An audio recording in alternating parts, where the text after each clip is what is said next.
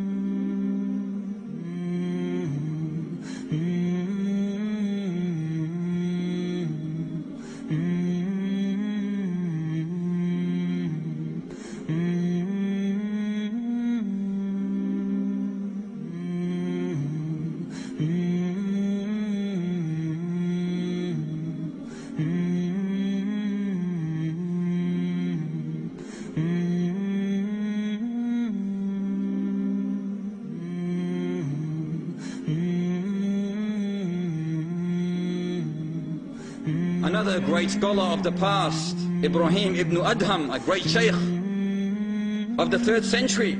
He was the great teacher and companion of the great tabi'i, the companion's companion by the name of Sufyan al-Thawri.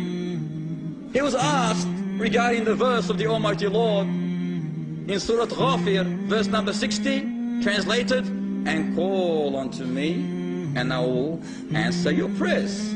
Allah is saying, and call unto me and I will answer your prayers. They said, Ya Shaykh Ibrahim, we want to Allah Ta'ala, but our prayers are not answered. What's our problem? As one person came to me from the Cape of Mosque, had a list like this. It's been my dua for the last 5 years.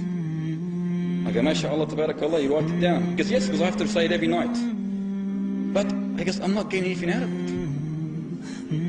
Let us see what Ibrahim said to him. Sheikh Ibrahim said to these people of the 3rd century. When they asked him, Ya Ibrahim, they questioned him. Yeah, our Lord says, call unto me and I will answer your prayers. Why is our prayers not answered? They said. He said, one, our Muslims. You know Allah Ta'ala, yet you do not obey Him. 2, you recite the Quran, yet you do not act in according to it. You know how many people read the Quran? They kiss the Quran, they place it on the shelf, and then they go and take riba, then they go commit fornication, they don't pray, they don't perform fasting or pilgrimage. Is the Quran by kissing it and putting it on the shelf? And then they raise their hands out, Ya Rab, give me, give you what? Look at your status. You recite the Quran and you do not act in according to it. What is he going to give you?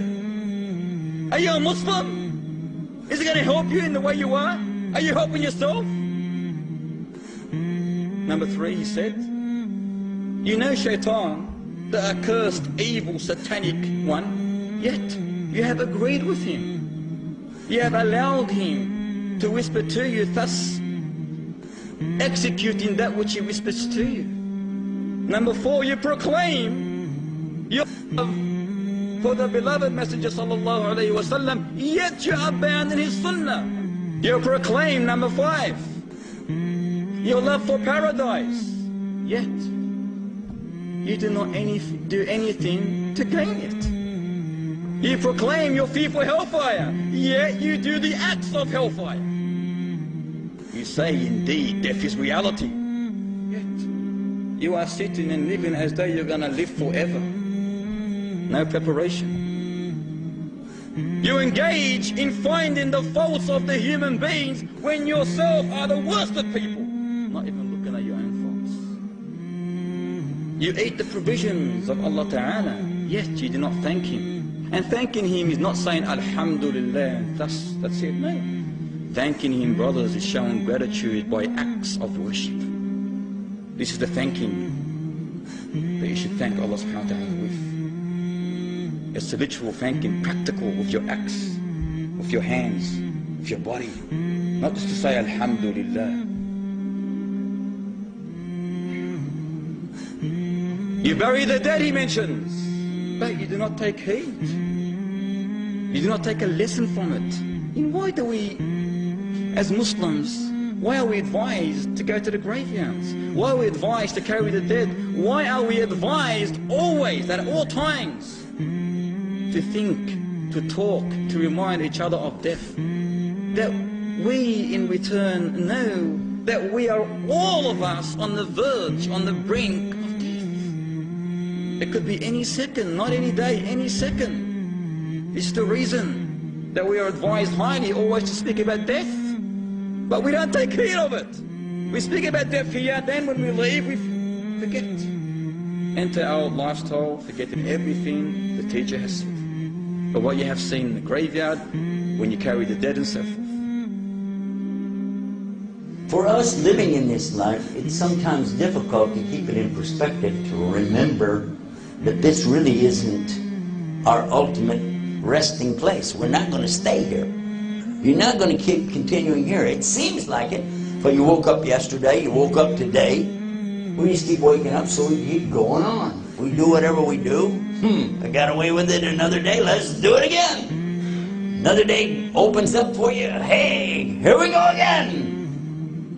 But in reality, it could be any one of us at any time. Isn't that right? Is there any guarantee you're going to go to bed tonight and wake up tomorrow morning? Not really, not really, not really, not really. That's the only most obvious fact of life is death, and we never think about it. Almost never. But it's the most obvious fact. As soon as you're born, closer and closer to the day you die. That's all more reason why you shouldn't celebrate a birthday. It's just get closer to dying. Think about it. What are you celebrating? Happy birthday to you. You're another year closer to being dead.